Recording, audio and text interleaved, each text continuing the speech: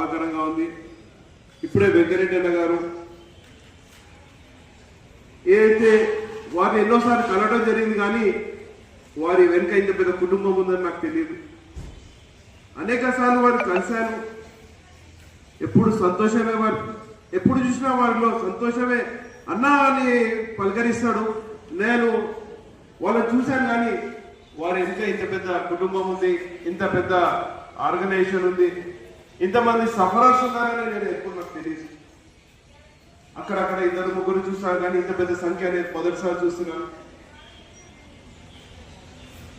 మీ అందరూ ఏ విధంగా నిరుత్సాహపడకుండా గట్టిగా మీ వెయిట్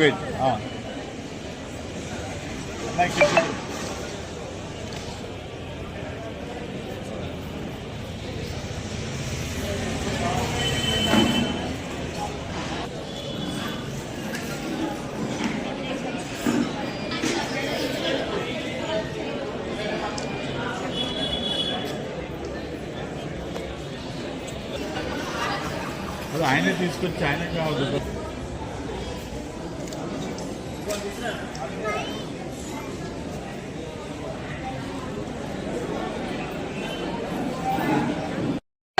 మనం మార్చుకోలేదు. మన పరిధిలో ఉన్న పరిస్థితులని మనకి అనుగుణంగా మార్చుకొని జీవనం సాగించడం చాలా ఉత్తమం. ఫిజికల్ గా మనం వీక్ కావచ్చు, మెంటల్ గా స్ట్రాంగ్ అవ్వడానికి ప్రయత్నం చేద్దాం.